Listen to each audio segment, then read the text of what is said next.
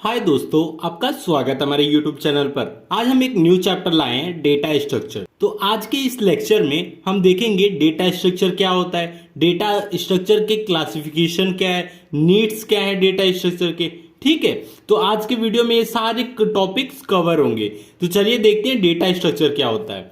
Data structure is a technique to store a data in a easiest way to retrieve, manipulate and delete the data effectively।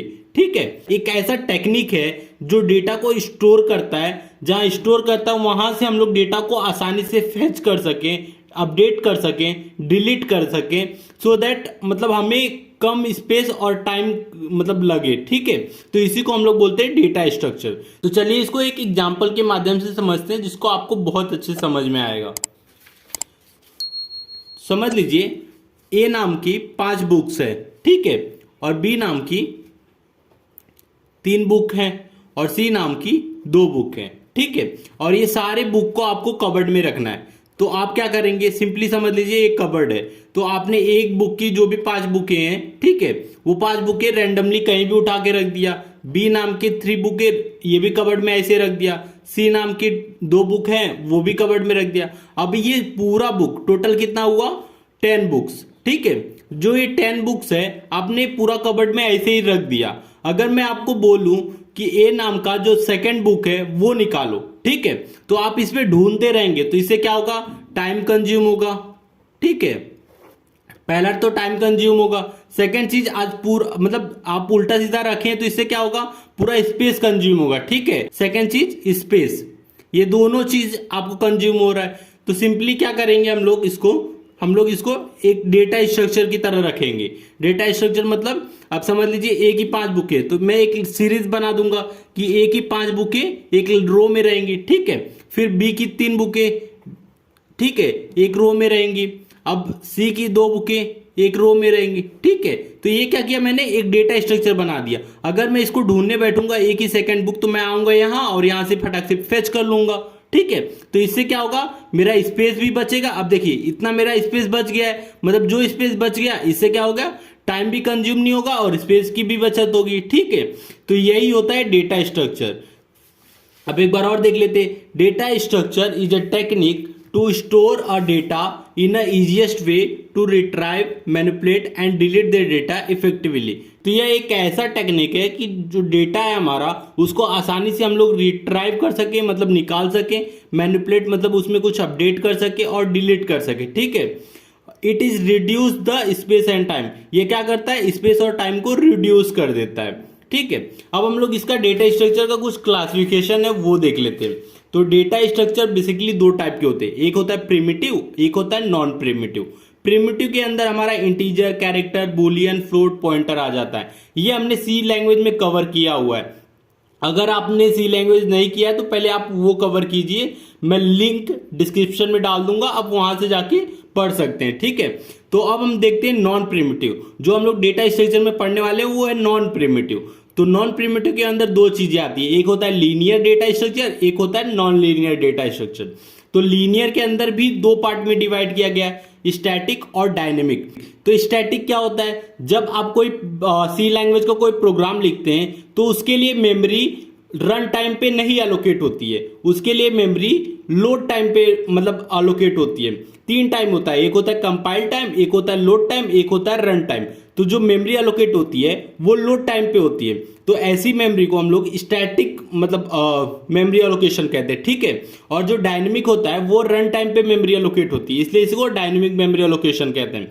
तो जो हमारा static है वो है array. ठीक है, और डायनेमिक में 3 चीज आ जाते हैं, एक होता है लिंक लिस्ट, स्टैक और क्यू। लीनियर का मतलब क्या होता है, लीनियर का मतलब अगर एक आप समझ लीजिए आप रो में खड़े हैं, ठीक है, आपके पीछे और आगे सिर्फ एक एक एलिमेंट है। ठीक है, तो उसे क्या कहेंगे, लीनियर। और नॉन लीनियर का मतलब आपके आगे समझ लीजिए 2 इंसान है, ठीक है, लाइन से मतलब कोई लाइन नहीं है, आपके पीछे 2 लोग लाइन पीछे खड़े हैं और आपके आगे 1 लोग खड़े हैं, या आपके आगे 2 लोग खड़े हैं, आपके पीछे 1 लोग खड़े हैं, या दोनों समझ सकते हैं, आप के पीछे भी 2 लोग हैं, आपके आगे भी 2 लोग हैं। ठीक है, तो ऐसा क्या लीनियर फॉर्म नहीं होता है, तो उसे हम लोग बोलते हैं नॉन लीनियर डेटा स्ट्रक्चर।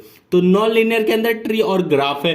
ठीक है, तो हम मतलब डेटा स्ट्रक्चर में लीनियर और नॉन लीनियर की टॉपिक्स को कवर करेंगे। ठीक है, तो सबसे पहले हम लोग देख लेते हैं नीड्स ऑफ डेटा स्ट्रक्चर क्या है। तो पहला नीड क्या है, data structure modification is easy. ठीक है, जब आप किसी भी डेटा को आसानी से फेच कर सकते हैं तो जाहिर सी बात है उसको मॉडिफिकेशन भी आसानी से कर सकते हैं। ठीक है, it require less time to access data. ये क्या करता है, कम से कम समय में हम लोग डेटा को एक्सेस कर लेते हैं। क्यों कर लेते हैं, क्योंकि वो एक इजीएस्ट वे में हम लोग डेटा को रखे होते हैं, एक सीक्वेंस में रखे रहते हैं, जिससे हम लोग फटाक से डेटा को एक्सेस कर सके। तीसरा है save storage of memory space. ये क्या करता है, जो मेमोरी का स्पेस होता है उसको सेव करता है। Data representation is easy. ठीक है, हम लोग डेटा को आसानी से रिप्रेजेंट भी कर देते हैं कि मतलब कौन सा डेटा कहाँ रखा हुआ है। ठीक है, बोल रहा है easy access to the large data bit. हम बहुत ही आसान होता है लार्ज डेटाबेस को एक्सेस करना। ठीक है, तो ये था हमारा नीड्स ऑफ डेटा स्ट्रक्चर। अब हम लोग क्लासिफिकेशन ऑफ डेटा स्ट्रक्चर देख लेते हैं। तो डेटा स्ट्रक्चर का क्लासिफिकेशन क्या है, बेसिकली डेटा स्ट्रक्चर दो पार्ट में डिवाइड हो गया है, linear data structure, non linear data structure. तो लीनियर डेटा स्ट्रक्चर क्या होता है, element are arrange in one dimension और element nearby to element are present. Example के लिए लिंक लिस्ट और स्टैक और क्यू। तो ये क्या बोल रहा है कि अगर कोई एलिमेंट है तो उसके आगे, अब ये देखिए ये आपका एलिमेंट है। ठीक है, तो इसके आगे एक एलिमेंट और इसके एक पीछे एक एलिमेंट। तो इस टाइप के डेटा को हम लोग, इस टाइप के स्ट्रक्चर को हम लोग क्या बोलते हैं, लीनियर डेटा स्ट्रक्चर। ठीक है, तो इसमें क्या क्या आ जाता है, लिंक लिस्ट आ जाता है, स्टैक आ जाता है, क्यू आ जाता है। ठीक है, अब नॉन लीनियर डेटा स्ट्रक्चर क्या होता है, element are arrange in one many one और मैनी डायमेंशन। एग्जाम्पल के लिए ट्री, ग्राफ, टेबल। ठीक है, तो आपने सेट पढ़ा होगा, उसमें वन मैनी रिलेशन रहता है। ठीक है, तो कैसा होता है कि अगर आपका एक एलिमेंट है, ठीक है, ये आप मान लीजिए एक एलिमेंट है, तो इसके आगे आपके पास दो एलिमेंट है। ठीक है, या उसके एक एलिमेंट है, इसके पीछे दो एलिमेंट है और इसके आगे एक एलिमेंट है। तो इस टाइप के डेटा स्ट्रक्चर को हम लोग क्या बोलते हैं, नॉन लीनियर डेटा स्ट्रक्चर। ये कौन सा रिलेशन है, मैनी टू वन। ठीक है, अब हम लोग वन टू मैनी देख लेते हैं। ये देखिए ये आपका एलिमेंट है। ठीक है, ये आपका एलिमेंट है, इसके पीछे एक एलिमेंट है। ठीक है, और इसके आगे दो एलिमेंट है। तो इस टाइप के डेटा स्ट्रक्चर को हम लोग क्या बोलते हैं, वन टू मैनी। ठीक है, अब मैनी क्या होता है, समझ लीजिए ये आपका एलिमेंट है। ठीक है, इसके पीछे दो एलिमेंट है और इसके आगे भी दो एलिमेंट है। तो इस टाइप के डेटा स्ट्रक्चर को हम लोग क्या बोलते हैं, मैनी टू मैनी। ठीक है, तो इस टाइप की भी जितने भी हमारे पास स्ट्रक्चर रहेंगे वो सारे नॉन लीनियर डेटा स्ट्रक्चर आते हैं। ठीक है, और लीनियर में क्या रहेगा, इस एलिमेंट के पीछे एक एलिमेंट और इस एलिमेंट के आगे एक एलिमेंट को हम लोग लीनियर डेटा स्ट्रक्चर कहते हैं। तो नॉन लीनियर डेटा स्ट्रक्चर में क्या क्या आ जाता है, ट्री, ग्राफ, टेबल। ठीक है, तो ये था हमारा क्लासिफिकेशन ऑफ डेटा स्ट्रक्चर।